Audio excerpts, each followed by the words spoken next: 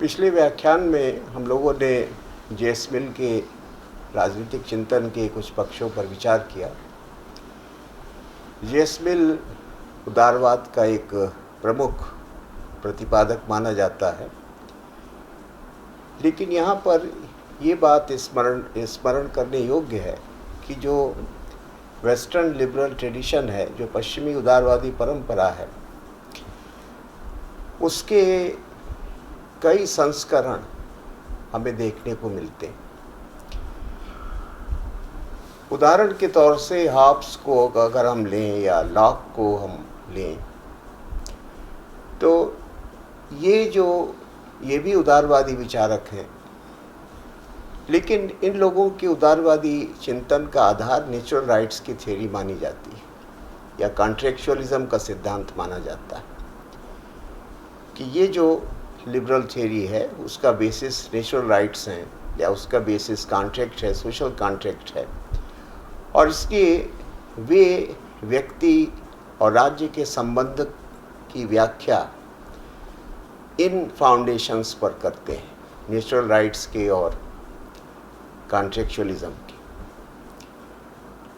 उसके बाद हम लोगों ने देखा कि मॉन्टेस्क्यू भी एक लिबरल थिंकर है, बर्क भी एक लिबरल थिंकर है, एक उदारवादी विचारक है, लेकिन दोनों ही विचारक अलग अलग तरीके से कंजर्वेटिव लिबरलिज्म को रिप्रेजेंट करते हैं। मॉन्टेस्क्यू भी कंजर्वेटिव लिबरलिज्म का दृष्टांत है और एडमंड बर्क भी कंजर्वेटिव लिबरलिज्म का दृष्टांत है, और इसी तरह से डेविड ह्यूम भी एक उदारवादी चिंतन परंपरा में ही आने वाला दार्शनिक है। तो इसलिए एक दूसरा जो उदारवादी जो संस्करण हमें दिखाई पड़ता है वो मॉन्टेस्क्यू और एडमंड बर्क या डेविड ह्यूम जैसे विचारकों में दिखाई पड़ता है। फिर हम लोगों ने बेंथम और मिल के विषय में विचार किया, और ये दोनों ही विचारक उपयोगितावादी आधार पर उदारवादी दृष्टिकोण की व्याख्या करते हैं। कहने का आशय ये है कि इनके लिबरलिज्म की फाउंडेशंस प्रिंसिपल ऑफ यूटिलिटी में है, यद्यपि उसमें मिल ने कुछ मॉडिफिकेशंस किए, लेकिन उसने अपने को इसी यूटिलिटेरियन लिबरलिज्म के स्कूल के अंतर्गत रखा। तो एक वैरायटी हमें लिबरल थ्योरी की इस प्रकार से देखने को मिलती है। और फिर अब जो हम लोगों को जिस विचारक का अध्ययन करना, हर्बर्ट स्पेंसर, वो भी लिबरल थिंकर है, बहुत ही स्टांच इंडिविजुअलिस्ट है, बहुत ही स्टांच लिबरल है, लेकिन उसके लिबरलिज्म की फाउंडेशंस जो हैं वो अलग प्रकार की हैं, और वो फाउंडेशंस इवोल्यूशन के सिद्धांत में है, विकासवादी सिद्धांत में। यानी हर्बर्ट स्पेंसर एवोल्यूशनरी लिबरलिज्म या साइंटिफिक लिबरलिज्म का एक दृष्टांत माना जा सकता है। आगे चल के हम लोग जब टी.एच. ग्रीन के चिंतन पर विचार करेंगे या इमैनुअल कैंट के चिंतन पर विचार करेंगे, तो हम देखेंगे कि वे भी लिबरल थ्योरी को रिप्रेजेंट करते हैं, लेकिन एक भिन्न तरीके से। यानी जो टी.एच. ग्रीन है वो लिबरल थ्योरी को एक आइडियलिस्टिक फाउंडेशंस प्रदान करता है, जिसको सेबाइन ने कहा कि वो लिबरलिज्म को मॉडर्नाइज करता है, आधुनिकीकृत करता है। तो इस तरह से जो लिबरल ट्रेडिशन रही है उसमें बहुत सारे शेड्स और बहुत सारी वैरायटीज़ हमें देखने को मिलती हैं। इस संदर्भ में अब हमें हर्बर्ट स्पेंसर के विकासवादी उदारवाद की कुछ मान्यताओं के ऊपर संक्षेप में विचार करना। हर्बर्ट स्पेंसर 19वीं शताब्दी का इंग्लैंड का विचारक है। उसका जन्म 1820 में हुआ और उसका देहांत 1903 में हुआ। हर्बर्ट स्पेंसर एक सामान्य परिवार का व्यक्ति था और उसकी जो शिक्षा दीक्षा भी हुई थी वो बड़ी इरेगुलर थी, कोई ज़्यादा उसने व्यवस्थित अध्ययन नहीं किया अपने प्रारंभिक वर्षों में या अपनी युवावस्था में।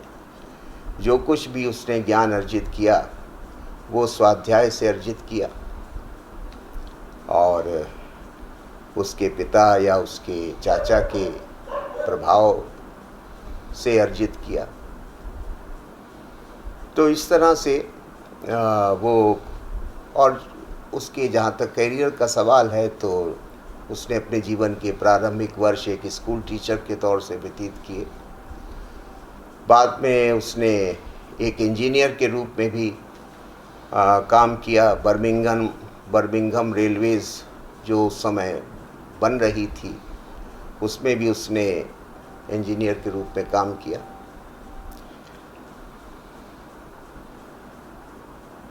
विद्या के क्षेत्र में जो उसका सबसे पहला प्रवेश हुआ महत्वपूर्ण तरीके से, वो इकोनॉमिस्ट नाम के प्रसिद्ध पत्रिका के सब एडिटर के तौर से हुआ। इकोनॉमिस्ट 19वीं शताब्दी में इंग्लैंड की एक बड़ी महत्वपूर्ण वैचारिक पत्रिका थी और हर्बर्ट स्पेंसर को इसका सब एडिटर या उप संपादक नियुक्त किया गया था।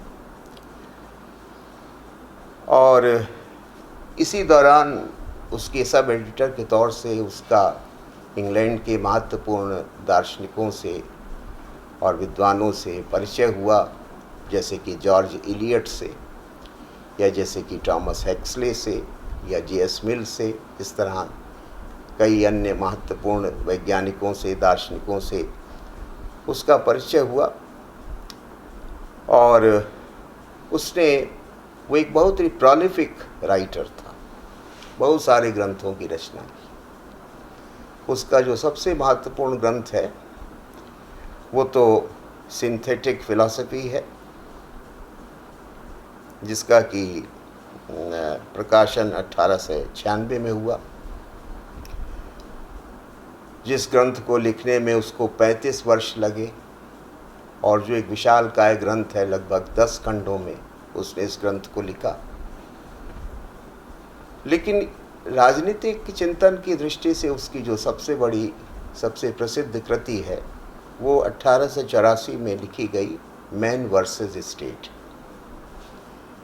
इसके अतिरिक्त भी उसने राजनीतिक प्रश्नों पर कुछ निबंध लिखे हैं, वे भी चर्चित रहे हैं, महत्वपूर्ण रहे हैं। इसी तरह से एक सोशल स्टैटिस्टिक्स नाम की जो पुस्तक है उसमें भी उसने अपने राजनीतिक सामाजिक विचारों का प्रतिपादन किया है। तो ये सब स्पेंसर के विषय में कुछ मूलभूत बायोग्राफिकल फैक्ट्स हैं। अब जहाँ तक उसके चिंतन का प्रश्न है तो 2-3 बातें प्रारंभ में हमें हर्बर्ट स्पेंसर के बारे में जानना चाहिए कि वो 19वीं शताब्दी के अत्यंत उग्र व्यक्तिवादियों में उसकी गणना की जाती है। He was an extreme individualist of the 19th century England.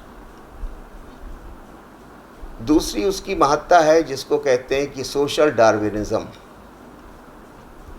यानी सामाजिक डार्विनवाद का वो बहुत सशक्त प्रतिपादक था, सोशल डार्विनिस्ट था। इस दृष्टि से भी उसका बहुत अधिक महत्व है। उसके विचारों के अध्ययन के दौरान हम लोग देखेंगे कि वो एक उग्र उदारवादी या उग्र व्यक्तिवादी है और व्यक्ति की स्वतंत्रता, उसके अधिकार को लेकर वो कितना आग्रहशील है, लगभग उतना ही जितना कि हमने जे.एस. मिल को देखा। और इसी प्रकार से इस व्यक्ति की स्वतंत्रता और अधिकारों की रक्षा के लिए वो राज्य के कार्यक्षेत्र को कम करने के प्रति भी अत्यंत सचेत है, अत्यंत सावधान है। इतना सावधान है कि अर्नेस्ट बार्कर, जिन्होंने की बहुत एक श्रेष्ठ ग्रंथ की रचना की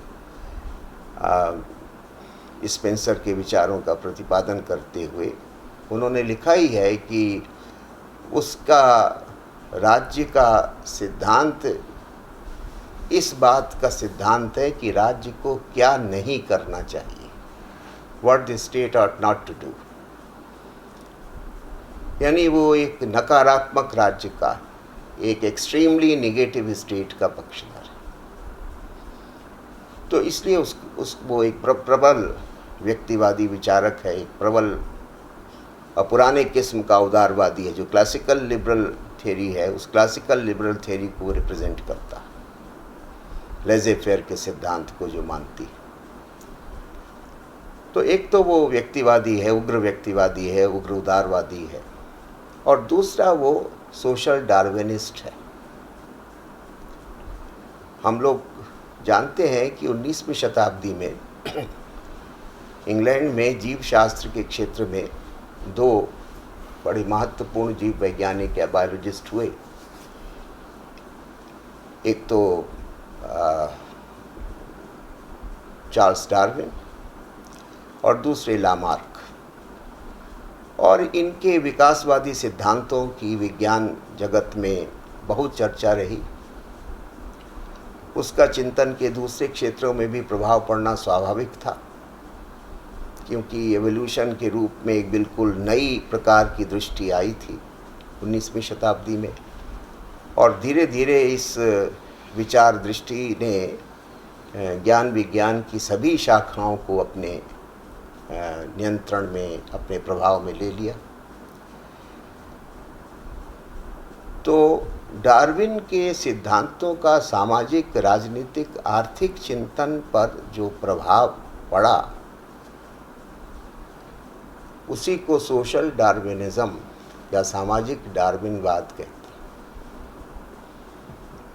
हर्बर्ट स्पेंसर इस सोशल डार्विनिज्म का सबसे सशक्त प्रवक्ता है, क्योंकि यद्यपि उसकी जो कुछ मान्यताएं हैं जो कि स्वयं स्पेंसर की देन है, वो कोई उसने चार्ल्स डार्विन से ग्रहण नहीं की। जैसे कि सर्वाइवल ऑफ फिटेस्ट का जो विचार है, जो कि बड़ा चर्चित विचार है, वो हर्बर्ट स्पेंसर की मान्यता है, वो कोई डार्विन की मान्यता नहीं या लामार्क की मान्यता नहीं। तो इसलिए वो एक महत्वपूर्ण सोशल डार्विनिस्ट है। और उसकी विशिष्टता ये है कि उसने विकासवाद के सिद्धांत को विज्ञान यानी जीव विज्ञान के क्षेत्र से तक सीमित नहीं माना, बल्कि उसको एक सार्वभौमिक सिद्धांत के रूप में हमारे सामने प्रस्तुत किया। 19वीं शताब्दी में, और वैसे भी ये बात लिबरल आइडियोलॉजी में इनग्रेन्ड है, अंतर्निहित है, कि लिबरल आइडियोलॉजी हमेशा से अपनी मान्यताओं में सार्वभौमिकतावादी रही है, यूनिवर्सलिस्टिक रही है। कि जैसे बेंथम ने भी कहा कि जो उपयोगितावाद है, एक यूनिवर्सल डॉक्ट्रिन है, जीवन के सभी क्षेत्रों पर लागू होता है।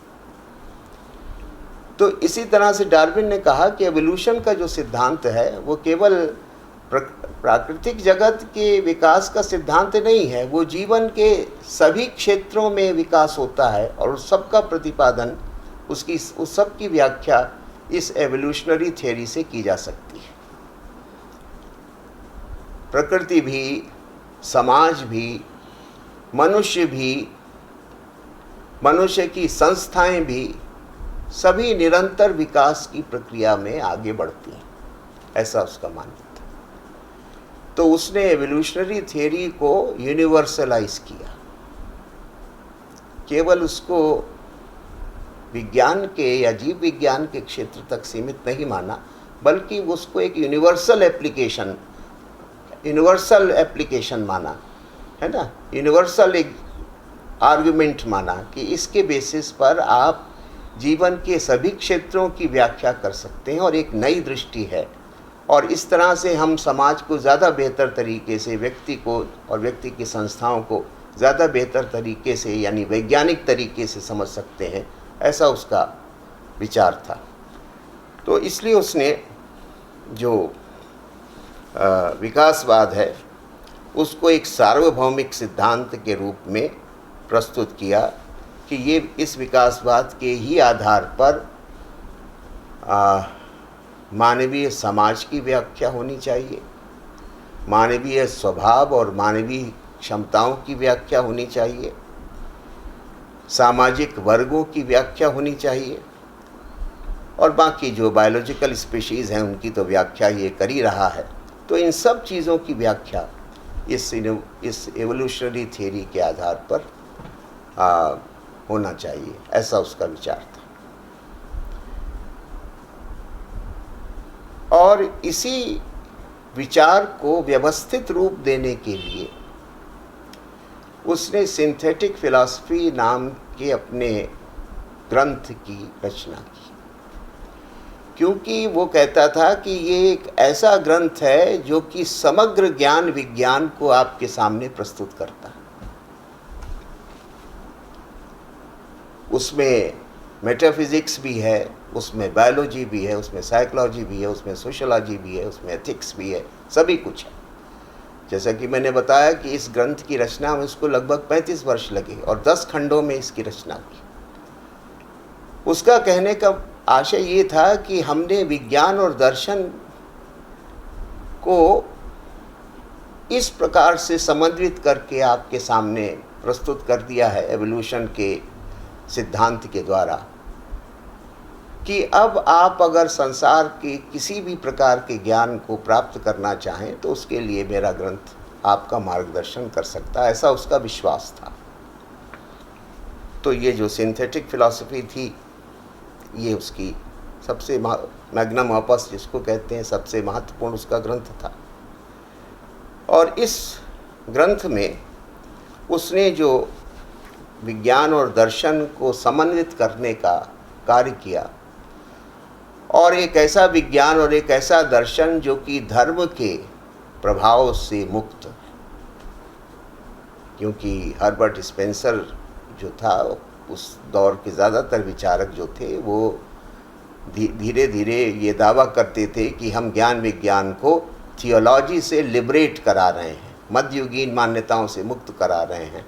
तो यही दावा हर्बर्ट स्पेंसर का भी था कि हम ये जो सिंथेटिक फिलॉसफी है, ये उस धर्मशास्त्रीय दृष्टि से या उस धर्मशास्त्रीय व्याख्याओं से बिल्कुल मुक्त है और शुद्ध वैज्ञानिक दृष्टि से जीवन और जगत को देखने का तरीका आपके सामने हम प्रस्तुत कर रहे हैं। तो इसकी एक विशेषता इस पुस्तक की ये है, एक तरह से सुमा थियोलॉजिका का ये रिप्लेसमेंट है। आप जानते हैं कि थॉमस एक्विनास ने एक अद्भुत ग्रंथ की रचना की, सुमा थियोलॉजिका, जिसमें वो संपूर्ण ज्ञान को हमारे सामने प्रस्तुत करता है धर्मशास्त्रीय दृष्टिकोण से। हर्बर्ट स्पेंसर का ये मानना था कि उस सुमा थियोलॉजिका की अब आवश्यकता नहीं, या वो जो सुमा थियोलॉजिका है वो तो बहुत ही अनेक अंधविश्वासों पर आधारित है, सृष्टि के आधे अधूरे ज्ञान पर आधारित है, उसमें ईश्वर और धर्म का अनावश्यक हस्तक्षेप है। तो उस सब से मुक्त करने के लिए हमने आपके सामने एक ऐसा ग्रंथ प्रस्तुत किया है जो कि सुमा थियोलॉजिका का विकल्प है। यानी अब सुमा थियोलॉजिका को पढ़ने की समझने की आवश्यकता नहीं, बल्कि अब सिंथेटिक फिलॉसफी आपके सामने एक जीवन की पूरी व्याख्या, जगत की पूरी व्याख्या आपके सामने रख रही है, साइंटिफिक टर्म्स में, मतलब एवोल्यूशनरी टर्म्स में। तो ये ऐसा उसका विचार था कि ये जो सिंथेटिक फिलॉसफी है ये एक साइंटिफिक सुमा है, वो तो सुमा थियोलॉजिका है, यानी थियोलॉजिकल सुमा थी, और ये जो है वो साइंटिफिक सुमा है, ये उसको रिप्लेस कर देती है। उसके स्थान पर अब आपके सामने एक बिल्कुल भिन्न प्रकार का या बिल्कुल सम्यक प्रकार का दृष्टिकोण प्रस्तुत करती है, ऐसा उसका दावा था। दूसरी बात यह है कि जब वो इवोल्यूशन के सिद्धांत की व्याख्या करता है तो डार्विन से, लामार्क से कुछ प्रेरित होकर और कुछ अपनी मान्यताओं को उसमें सम्मिलित करके वो ये कहता है कि भाई संसार की जो संपूर्ण संसार की जो व्यवस्था है, उस व्यवस्था को एक फोर्स, उसको ईश्वर तो नहीं कहता क्योंकि नास्तिक था, वो कहता है कि एक फोर्स है कोई, वो जो फोर्स है वो इस संसार के सारे एवोल्यूशनरी प्रोसेस को गाइड और गवर्न करती है। और वो जो फोर्स है वो केवल ऐसा नहीं कि बायोलॉजिकल जो किंगडम है, यानी जो प्राकृतिक जगत है, वहाँ पर परिवर्तन और विकास की प्रक्रिया को निर्देशित नियंत्रित करती है, बल्कि वो फोर्स मनुष्य के अंदर या समाज के अंदर या सामाजिक संस्थाओं के अंदर भी जो परिवर्तन या विकास होता है उस सब को वही कंट्रोल करती है, उसको वही गाइड करती है। ये जो सिंथेटिक फिलॉसफी का जो पहला हिस्सा है, फर्स्ट फिलॉसफी, उसमें वो इस प्रकार की मान्यता का प्रतिपादन करता है। अब वो जो फोर्स है वो कैसे चेंज करती है, वो कैसे मूव करती है, तो संक्षेप में अगर हम उसको समझें तो उसकी प्रक्रिया क्या है? उसकी प्रक्रिया है कि फ्रॉम एनर्जी टू लाइफ, एक ऊर्जा है, वो ऊर्जा जीवन को उत्पन्न करती है। From energy to life, life जो है यानी जो भौतिक शारीरिक ऊर्जा है या शक्तियां हैं, वे मानसिक शक्तियों के विकास का कारण बनती हैं। लाइफ टू माइंड, और इसके बाद माइंड से फिर सोसाइटी, और फिर सोसाइटी से सिविलाइजेशन। ये उसने एक क्रम बताया है एवोल्यूशन का। फिलॉसफिकल टर्म्स में या मेटाफिजिकल टर्म्स में, तत्वशास्त्री दृष्टि से वो कहता है कि ये तरीका है कि वो जो फोर्स है, अंडरलाइंग फोर्स, इनविजिबल फोर्स, वो कौन सी फोर्स है इसको वो नहीं बताता। वो कहता कि कोई है ऐसी अदृश्य शक्ति, ऐसी कोई बड़ी शक्ति है जो कि एनर्जी के रूप में इस संसार में प्रविष्ट है, और उसी एनर्जी से लाइफ पैदा होती है, फिर लाइफ से माइंड, और माइंड से सोसाइटी, और सोसाइटी से सभ्यता यानी सिविलाइजेशन। ये क्रम चलता रहता है। ये तो एक मेटाफिजिकल एक्सप्लेनेशन है। अब जो एक्चुअल एक्सप्लेनेशन है सोशल पॉलिटिकल टर्म्स में, वो एक्सप्लेनेशन क्या है? वो एक्सप्लेनेशन ये है कि वो कहता है कि विकास का मतलब क्या है। तो वो दो तीन शब्दों, इंडिविजुएशन, विकास का मतलब है इंडिविजुएशन, एक शब्द जिसको बहुत व्यक्त करता है, इंडिविजुएशन।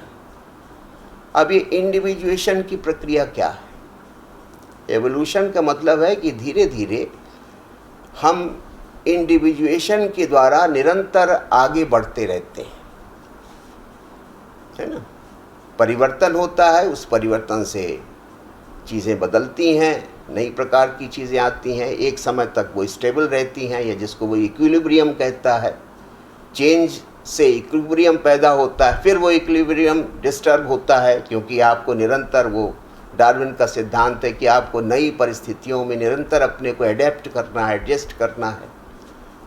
जो एवोल्यूशनरी थ्योरी क्या है? यही है ना कि एवोल्यूशन का मतलब यह है कि जो नई नई परिस्थितियां प्रकृति में पैदा होती रहती हैं, उनके अनुसार जीवधारी अपने को ढालें, और जो ढालने में समर्थ होता है वो जीवित रहता है, जो ढालने में समर्थ नहीं रहता वो उस प्रक्रिया से बाहर हो जाता है। और ये निरंतर इस तरह से धीरे धीरे प्रजाति का भी उन्नयन होता है, मनुष्य का भी उन्नयन होता है, समाज का भी उन्नयन होता है, और सभ्यता का भी उन्नयन होता है। ये वो कहता है कि जो इवोल्यूशन का जो प्रोसेस है वो हमको हमेशा हायर एंड हायर स्टेजेस की ओर ले जा रहा है। लोअर से हायर हम जा रहे हैं और निरंतर आगे बढ़ रहे हैं, उच्चतर स्थिति में जा रहे हैं। इस यात्रा में एक पड़ाव आता है जिसको इक्विलिब्रियम कहते हैं, संतुलन का पड़ाव, लेकिन फिर वो परिस्थितियाँ बदलती हैं, तो फिर वो इक्विलिब्रियम डिस्टर्ब होता है, फिर चेंजेस होते हैं, फिर दूसरा पड़ाव आता है। इस तरह से अंत में जो परफेक्शन की एक स्थिति आएगी जिसकी वो कल्पना ही करता है, जहाँ पर एक फाइनल इक्विलिब्रियम एक अंतिम संतुलन की स्थिति आएगी, वहाँ तक हमें जाना है इस विकास की प्रक्रिया के द्वारा, ऐसा उसका मानना। तो ये उसकी सोशल एवोल्यूशन की थ्योरी है कि केवल बायोलॉजिकल एवोल्यूशन ही नहीं होता है, सोशल एवोल्यूशन भी होता है। और इस एवोल्यूशन की अब सोशल एवोल्यूशन का मतलब क्या है, या बायोलॉजिकल, जैसे बायोलॉजिकल एवोल्यूशन होता है वो कहता है वैसे सोशल होता है। बायोलॉजिकल एवोल्यूशन क्या है, फ्रॉम अनडिफरेंशिएटेड टू डिफरेंशिएटेड। जैसे एक अमीबा है, अमीबा में कोई अंग वगैरह आपको दिखाई नहीं पड़ते, वो एक मांसपिंड होता है, लेकिन धीरे धीरे उसी अमीबा से दूसरे प्राणी विकसित होते हैं, तो उनमें डिफरेंशिएशन होता है, किसी छोटे छोटे एक आध अंग होते हैं, फिर और वो प्रक्रिया आगे बढ़ती है तो फिर और अंग दिखाई पड़ते हैं, फाइनली मनुष्य में बड़ा जटिल संरचना आपको दिखाई पड़ती है। तो ये फिजिकल या बायोलॉजिकल एवोल्यूशन इस तरह से होता है, अनडिफरेंशिएटेड से डिफरेंशिएटेड, इसी को इंडिविजुएशन कहते हैं। ये एवोल्यूशन की प्रक्रिया है। या होमोजेनस से हेट्रोजेनस, कोई चीज़ अभी एक मास के रूप में है, लेकिन वो धीरे धीरे निखर कर भिन्न भिन्न रूपों में हमारे सामने आती है, इसको कहते हैं हेट्रोजेनिटी। कि एवोल्यूशन कहाँ से होता है, होमोजेनस से हेट्रोजेनस की ओर होता है, सिंपल से कॉम्प्लेक्स की ओर होता है। शुरू में चीज़ें बड़ी सिंपल होती हैं, लेकिन जैसे जैसे एवोल्यूशन की प्रक्रिया में एडेप्टेशन के द्वारा, चेंजेस के द्वारा चीज़ें आगे बढ़ती हैं, तो हम देखते हैं कि और कॉम्प्लेक्स चीज़ें बनती हैं। जैसे कि उदाहरण के तौर से एक मनुष्य एक बहुत कॉम्प्लेक्स प्राणी है अमीबा की तुलना में। अमीबा एक बहुत ही सिंपल प्राणी, लेकिन मनुष्य जो है बहुत ही कॉम्प्लेक्स प्राणी है, उसमें तरह तरह की पोटेंशियलिटीज़ हैं, कैपेसिटीज़ हैं, फैकल्टीज़ हैं। तो इस तरह से सिंपल से कॉम्प्लेक्स, अनडिफरेंशिएटेड से डिफरेंशिएटेड, होमोजेनस से हेट्रोजेनस, ये विकास की प्रक्रिया होती है। और इस प्रकार से जीव जगत भी और मानवीय जगत भी निरंतर उत्तरोत्तर उच्चतर स्थिति में पहुंचता जाता है, श्रेष्ठतर स्थिति में पहुंचता जाता है। ऐसा विकासवाद के सिद्धांत का भी मानना है, और यही बात इसी बात का प्रतिपादन हर्बर्ट स्पेंसर भी करता है। अब अगर हम मानवीय समाज पर इसको लागू करें तो वो कहता है कि दो स्टेजेस आई हैं। सबसे पहली स्टेज ह्यूमन सोसाइटी की रही है, जिसको वो कहता है मिलिट्री सोसाइटी, सैन्य समाज, जो कि अनडिफरेंशिएटेड था, है ना, कार्य विभाजन नहीं था, एक ही आदमी बहुत सारे काम कर लेता था, एक ही समूह बहुत सारी जिम्मेदारियां निभा लेता था, है ना। समाज की संरचना बड़ी सरल सीधी थी, तो उसको वो कहता है मिलिट्री स्टेज। और लोगों में कोई ज़्यादा चेतना नहीं थी, उनको अपने अधिकारों का ज्ञान नहीं था, स्वतंत्रता जैसी किसी धारणा से वे अवगत नहीं थे, उनके शासक जैसा उनसे कहते थे वैसा वो चुपचाप करते रहते थे। तो ये मिलिट्री सोसाइटी एक तरह की डिस्पोटिक सोसाइटी थी कि जहाँ पर एक गार्जियन और बाकी सब उसके अंदर सब्जेक्ट्स के तौर से अपना अपना जो भी था, सिंपल सोसाइटी का जो स्ट्रक्चर था उसमें लोग अपना काम करते रहते थे।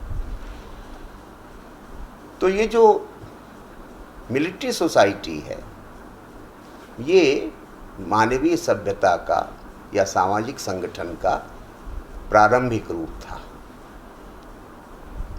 लेकिन जब विकास की प्रक्रिया आगे बढ़ी तो धीरे धीरे हम आज की स्थिति में पहुंचे हैं, जिसको हम इंडस्ट्रियल सोसाइटी कहते हैं, कि जहां पर रोल्स और फंक्शंस का डिफरेंशिएशन है, तमाम प्रकार के वर्ग पैदा हो गए, अनेक प्रकार के कारीगर, अनेक प्रकार के वैज्ञानिक, अनेक प्रकार के क्राफ्ट्समैन, अनेक प्रकार के सामाजिक वर्ग पैदा हो गए, और बहुत सारी भूमिकाएं हो गई। पहले तो गिने चुने 2-4 काम सोसाइटी में होते थे, आज बहुत सारे रोल्स हैं, बहुत सारे फंक्शंस हैं, उनको करने वाले हैं, और वो सब इसलिए समाज का ढांचा ज़्यादा जटिल भी हो गया, कॉम्प्लेक्स भी हो गया। लेकिन साथ साथ मनुष्य का भी क्योंकि विकास हुआ है तो मनुष्य की चेतना शक्ति बढ़ी है, उसको अपने अधिकारों का, अपनी स्वतंत्रताओं का ज्ञान भी है, इसलिए उनके अंदर एक सेल्फ हेल्प की भावना भी है कि हम अपना कल्याण खुद करें। और इस तरह से जो इंडस्ट्रियल सोसाइटी है, जो मॉडर्न स्टेट है, जो कि इंडस्ट्रियल सोसाइटी का स्टेट है, वहाँ पर व्यक्ति के अधिकार और स्वतंत्रताओं पर बहुत बल दिया जाता है, इसलिए वहाँ पर राज्य की भूमिका कम से कम है। ऊपर से कोई हमें नियंत्रित नहीं करता जैसा कि मिलिट्री सोसाइटी में करते थे कि सब कुछ एक शासक था, संरक्षक की तरह, एक गार्जियन की तरह, वो सब कुछ डिक्टेट करता था और हम बाकी लोग सब उसी को फॉलो करते थे। आज ऐसा नहीं, आज स्टेट का रोल मिनिमम हो चुका है, क्योंकि विकास की प्रक्रिया में मनुष्य की क्षमताएं बढ़ी हैं, जीवन में कॉम्प्लेक्सिटी आई है, डिफरेंशिएशन आया है, तमाम प्रकार की टेक्नोलॉजीज़ आ गई हैं, तमाम प्रकार के इम्प्रूवमेंट्स हुए हैं, जिसके कारण मनुष्य अब एक प्रकार से सेल्फ गवर्निंग स्टेज में पहुंच गया है। और ये एक अच्छी स्थिति है, एक हायर स्थिति है, वो तो कहता है सबसे अच्छी स्थिति है। अब आगे और विकास होगा तो परफेक्ट इक्विलिब्रियम कभी कायम हो जाएगा, ऐसी उसकी आशा। तो इसलिए वो कहता है कि आज का जो समाज है, जो कि इंडस्ट्रियल सोसाइटी है, वो विकास की प्रक्रिया का उच्चतर स्तर है, और जो मिलिट्री सोसाइटी थी वो विकास की प्रारंभिक दशा थी, आरंभिक दशा थी। और आज की इंडस्ट्रियल सोसाइटी में स्वतंत्रता है, जबकि मिलिट्री सोसाइटी दासता की व्यवस्था थी, ऐसा उसका मानना। तो इसलिए उसने इस प्रकार से सामाजिक विकास की प्रक्रिया का चित्रण किया है। अब वो एक उसकी अन्य महत्वपूर्ण जो धारणा है वो सोशल ऑर्गेनिज्म की धारणा कि वो, और ये एक बड़ा विचित्र सा सिद्धांत है, क्योंकि जो लिबरल थ्योरी है वो सोसाइटी और स्टेट को अभी तक एटोमिस्टिक मानती रही, अणुवादी। उनकी समाज या राज्य के प्रति जो दृष्टि है वो अणुवादी है कि वो एक कलेक्शन है, कृत्रिम चीज़ है, लोग धीरे धीरे आके जुड़ गए तो राज्य बन गया। यानी अभी तक जो लिबरल थ्योरी है, चाहे वो लॉक हो, चाहे वो हॉब्स हो, चाहे वो केवल बर्क वगैरह को छोड़ के, तो ज़्यादातर जो लिबरल थिंकर्स हैं वो स्टेट और सोसाइटी के नेचर को एटोमिस्टिक मानते रहे। अब हर्बर्ट स्पेंसर कहता है कि नहीं, स्टेट का जो नेचर है वो ऑर्गेनिक है। स्टेट, सोशल ऑर्गेनिज्म शब्द का उसने प्रयोग किया कि जैसे व्यक्ति एक ऑर्गेनिज्म है वैसे समाज भी एक ऑर्गेनिज्म होता है। अर्नेस्ट बार्कर कहते हैं कि ये बात तो प्लेटो ने भी कही है, लेकिन प्लेटो ने कहा है कि state is like an individual, कि हाँ व्यक्ति से राज्य मिलता जुलता है। लेकिन स्पेंसर तो दो कदम और आगे चले जाते हैं, वो कहते हैं कि नहीं, एग्जैक्टली जैसे व्यक्ति एक ऑर्गेनिज्म है, एग्जैक्टली उसी तरह से सोसाइटी भी एक ऑर्गेनिज्म है। वो तो यहाँ तक बात कहता है, वो केवल लाइकनेस नहीं देखता है, वो कहता है कि नहीं, दोनों एक ही चीज़ है, जो कि उसकी चिंतन का एक बहुत बड़ा दोष है, एडमंड वो बार्कर कहते हैं। तो वो कहता है कि जैसे व्यक्ति एक जीवधारी है वैसे समाज भी एक जीवधारी होता है, और दोनों में बहुत सारी सिमिलरिटीज़ बताता, बड़ा डिटेल में जाके बताता। लेकिन संक्षेप में वो क्या कहता है, वो कहता है कि देखिए, हर बायोलॉजिकल ऑर्गेनिज्म में एक रेगुलेटिव सिस्टम होता है, नियंत्रण की एक प्रणाली होती है। जैसे कि मनुष्य के अंदर एक नर्वस सिस्टम है जो कि उसकी गति को, सारे क्रियाकलापों को कंट्रोल और गाइड करता है। तो इसी तरह से सोशल ऑर्गेनिज्म में भी एक रेगुलेटिव सिस्टम होता है। जो सरकार होती है वो वहाँ सोशल ऑर्गेनिज्म को रेगुलेट करने का काम, नियंत्रित निर्देशित करने का काम करती है। या इसी तरह से बायोलॉजिकल ऑर्गेनिज्म में भी एक एलिमेंट्री सस्टेनिंग सिस्टम होता है। एलिमेंट्री यानी आंत वगैरह होती हैं, भरण पोषण करने की व्यवस्था एक होती है एक बायोलॉजिकल ऑर्गेनिज्म में। उनके हर बायोलॉजिकल ऑर्गेनिज्म का पेट होता है, पेट के अंदर अनेक प्रकार के अंग प्रत्यंग होते हैं जिससे कि भोजन ग्रहण करते हैं, उसको पचाते हैं, उनको जीवन मिलता है। इसी तरह से स्टेट में भी, एक सोसाइटी में भी एक एलिमेंट्री सिस्टम या एक सस्टेनिंग सिस्टम होता है, जैसे कि जो व्यापार वाणिज्य है, खेती है, ये सब वहाँ का एलिमेंट्री सिस्टम है जिससे सोसाइटी को सस्टेन किया जाता है। फिर वो कहता है कि एक डिस्ट्रीब्यूटिव सिस्टम जैसे बॉडी के अंदर होता है, ऐसी तरह से राज्य के अंदर भी होता है वितरणात्मक प्रणाली। जैसे कि हमारे शरीर में बहुत सारी वीन्स होती हैं, आर्टरीज होती हैं, जो कि ब्लड को सर्कुलेट करने में, इधर से उधर ले जाने में मदद करती हैं, मूवमेंट में मदद करती हैं, उसके संचरण में। उसी प्रकार से राज्य में, समाज में भी एक डिस्ट्रीब्यूटिव सिस्टम होता है। जो सड़कें होती हैं, रेलवे लाइंस होती हैं, नदियाँ होती हैं और भी दूसरे तरीके होते हैं। तो इस तरह से वो दोनों की तुलना करता है कि दोनों में सादृश्यता होती है। और वो कहता है कि society is also an organism, समाज भी एक सावयवी है। साथ साथ वो ये भी कहता है कि बस जैसे किसी बायोलॉजिकल ऑर्गेनिज्म के जीवन में 3 स्टेजेस आती हैं कि उनकी बर्थ होती है, उनका जन्म होता है, उनका विकास होता है, ग्रोथ होती है और अंततः उनकी मृत्यु हो जाती है। यही बात सोशल ऑर्गेनिज्म के बारे में भी लागू होती है कि बर्थ, ग्रोथ और डिके ये वहाँ पर भी देखने को मिलती है। समाज भी, सभ्यताएं भी जन्म लेती हैं, फलती फूलती हैं, उसके बाद उनका पतन हो जाता है, नष्ट हो जाती हैं।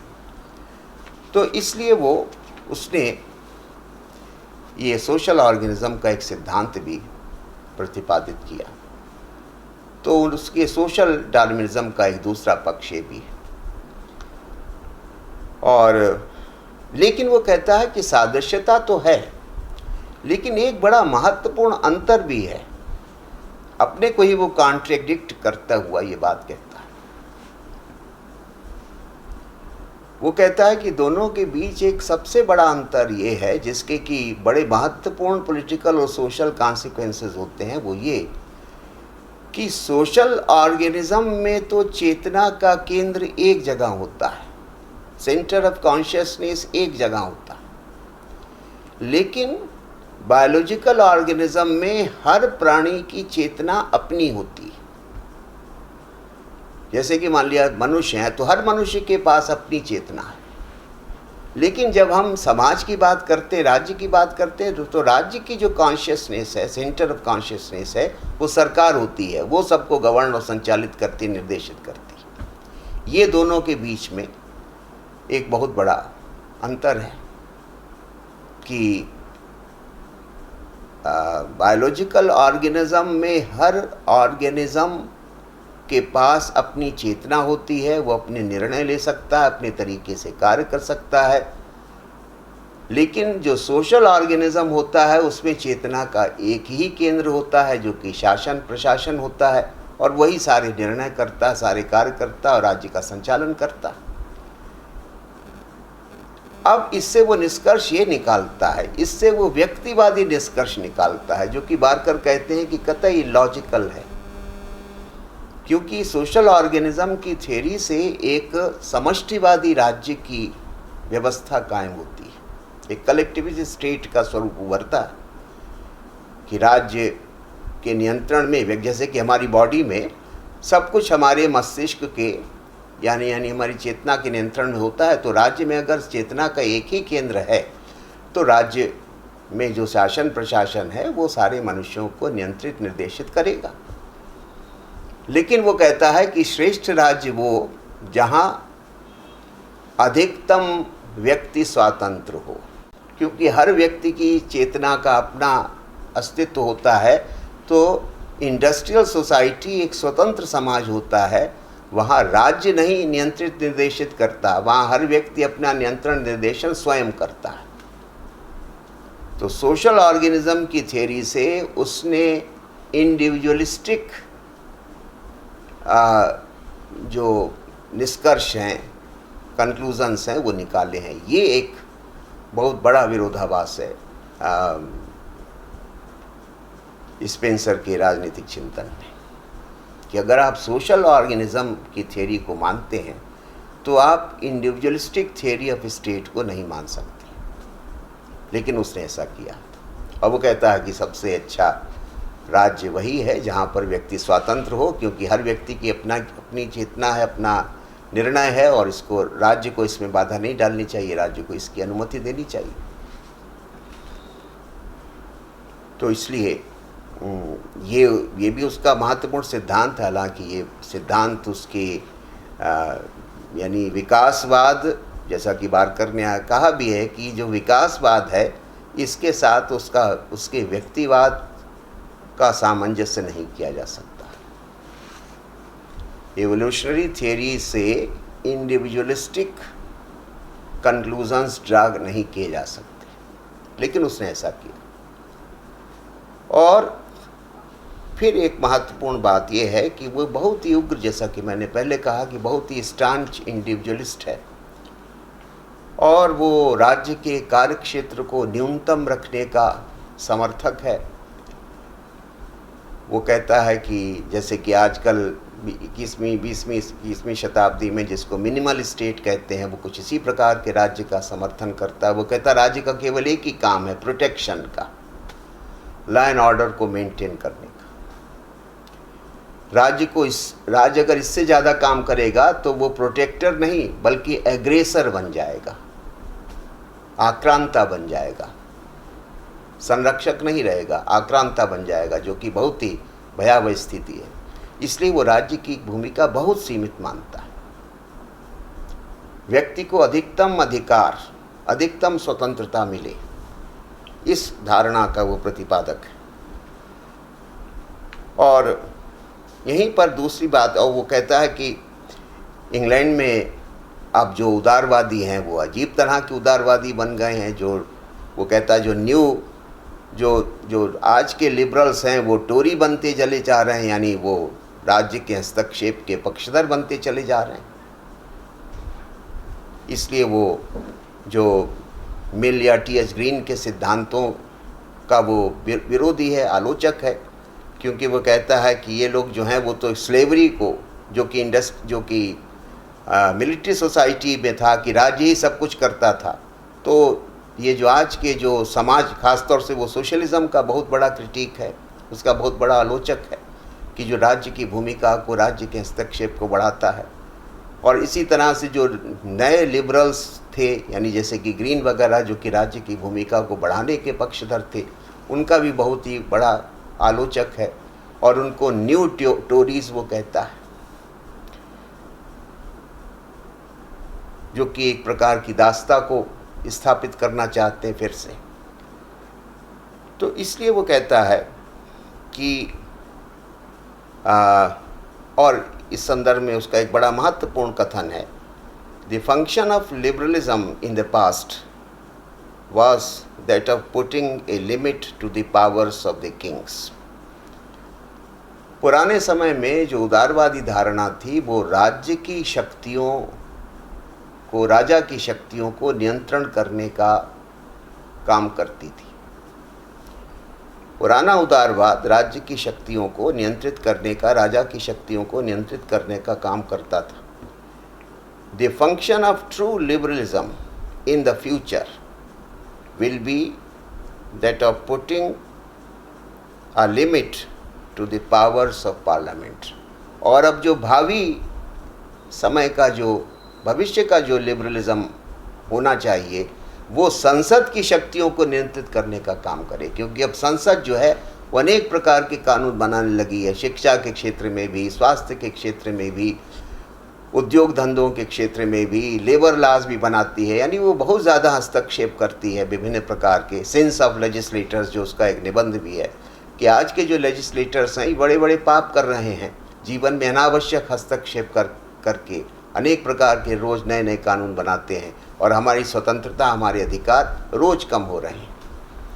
इसलिए वो कहता है कि जो आज के उदारवाद का काम इस पार्लियामेंट की बढ़ती भूमिका को लिमिट करने का है, उसको नियंत्रित करने का। संसद की शक्तियों के हम लोग जानते हैं कि 19वीं शताब्दी में अनेक कारणों से संसद की शक्तियां निरंतर बढ़ रही थी, जिसका मतलब था कि व्यक्ति के जीवन में हस्तक्षेप निरंतर बढ़ रहा था राजसत्ता का। तो वो कहता था कि पुराने समय का अंधविश्वास राजा की दैवी शक्तियों का था और आज के दौर का अंधविश्वास संसद की दैवी शक्तियों का है कि संसद जो चाहे कानून बना सकती है। ये एक अंधविश्वास है जिसे अब हमें दूर करना चाहिए। तो इसलिए वो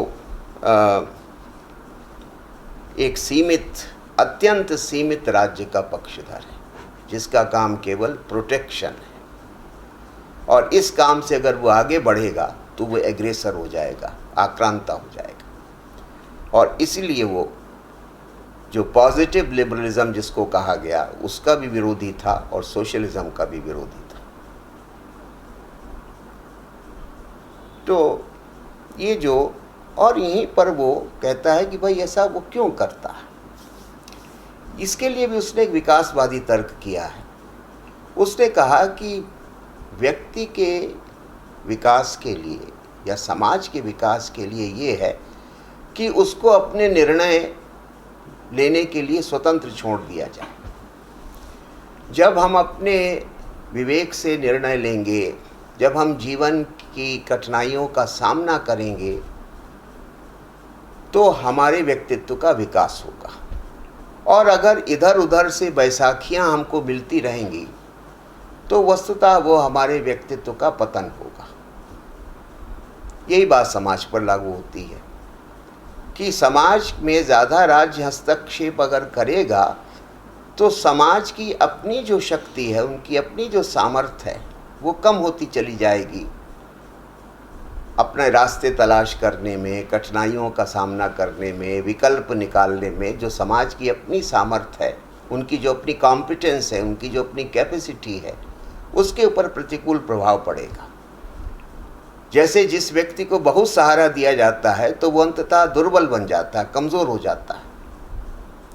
अगर उसको निरंतर बैसाखी ही दी जाए चलने के लिए तो कभी वो अपने पैर पे खड़ा नहीं हो पाएगा। इसी तरह से समाज के ऊपर बात लागू होती है। इसलिए लेज़े फेयर का सिद्धांत बांधते हुए वो कहता है कि व्यक्ति को स्वतंत्र छोड़ दो और समाजों को भी स्वतंत्र छोड़ दो। उनको अपने सामर्थ्य से अपना मार्ग बनाने दीजिए। राज्य उसमें हस्तक्षेप न करे सहायता के नाम पर, या जो फिलैंथ्रोपिस्ट हैं वो ज़्यादा उसमें हस्तक्षेप न करें जन कल्याण के नाम पर। यानी वो वेलफेयर स्टेट का घोर आलोचक है।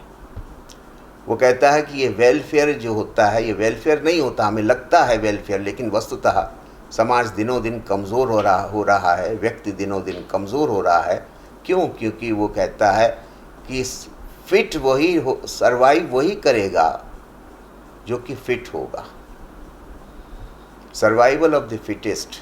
जैसे कि प्राणी जगत में कि जो पशु पक्षी परिस्थिति के अनुसार अपने को ढाल पाते हैं, परिस्थितियों की चुनौतियों का सामना कर पाते हैं, वही जीवित बचते हैं और वही सफल होते हैं। वही बात मानवीय जगत पर भी लागू होती है कि जो व्यक्ति या जो समाज अपनी सामर्थ्य से चुनौतियों का सामना करते हैं, कठिनाइयों का सामना करते हैं, अपने लिए मार्ग बनाते हैं, वही सब समाज और व्यक्ति शक्तिशाली बन के उभरते हैं और उन्हीं से एक श्रेष्ठ सभ्यता का सृजन होता है।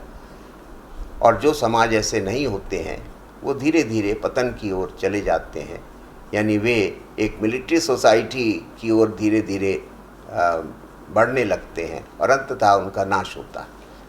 तो इसलिए वो कहता है कि जो राज्य का हस्तक्षेप अनफिटनेस को बढ़ावा देना होता है। और ये जो इस तरह के जो बहुत ज़्यादा वेलफेयर स्टेट जो होते हैं वो अंततः किसी भी समाज के लिए बड़े हानिकारक होते हैं। समाज की विकास की प्रक्रिया को अवरुद्ध आप कर रहे हैं, श्रेष्ठता के आगमन को आप डिले कर रहे हैं या रोकने का काम कर रहे हैं। ये जो नेचुरल प्रोसेस है एवोल्यूशन का, इसको बढ़ने दीजिए, इसमें कोई बाधा ना डालिए। तो ये जो प्रोसेस है अगर बढ़ता रहेगा तो एक शिष्ट सभ्यता का निर्माण होगा, और अगर इसको बाधित किया जाएगा तथाकथित जन कल्याण के नाम पर या फिलेंथ्रॉपी के नाम पर या चैरिटी के नाम पर, तो फिर न केवल व्यक्ति का बल्कि समाजों का भी पतन होगा, ऐसा उसका मानना था। तो ये सब हर्बर्ट स्पेंसर की कुछ मूलभूत मान्यताएं हैं। हर्बर्ट स्पेंसर की आलोचनाएं भी बहुत हुई हैं, बड़ी प्रखर और मुखर आलोचनाएं हुई हैं।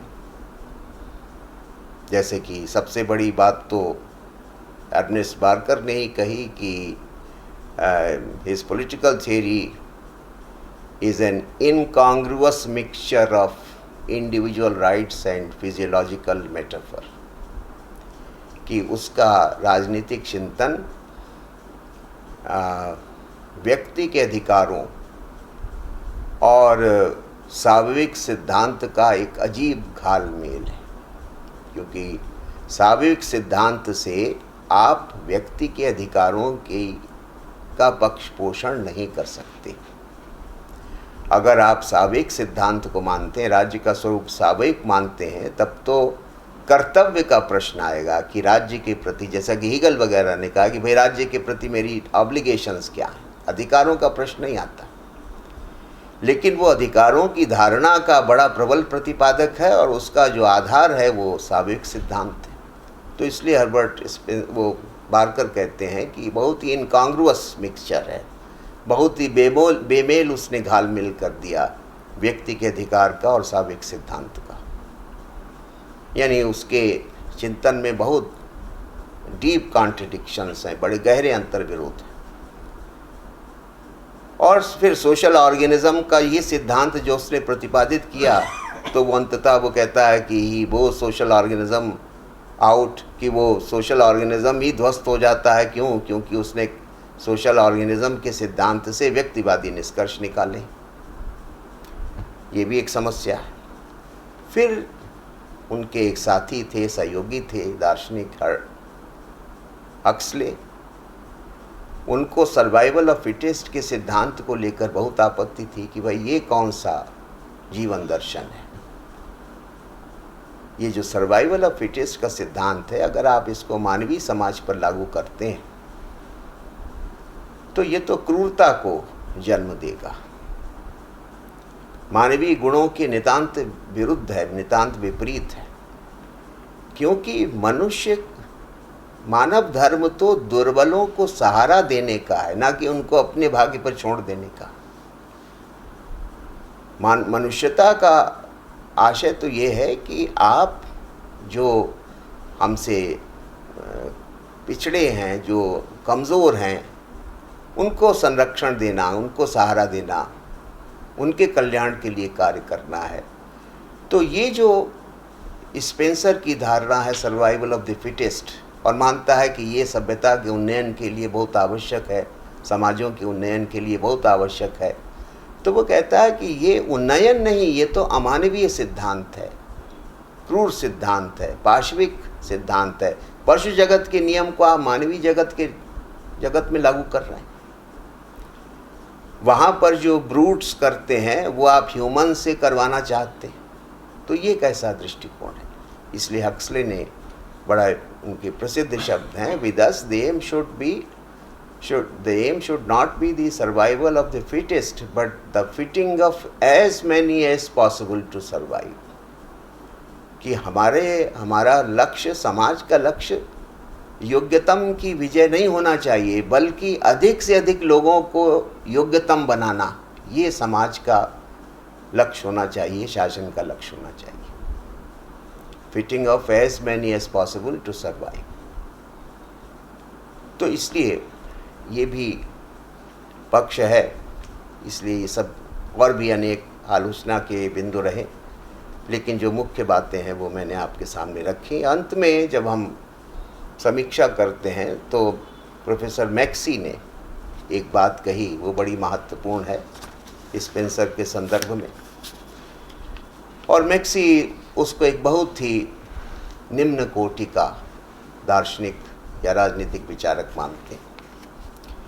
मैक्सी अपनी पुस्तक में कहते हैं, पॉलिटिकल फिलॉसफीज नाम की, no reputable political thinker of the present time acknowledges Spencer as his master.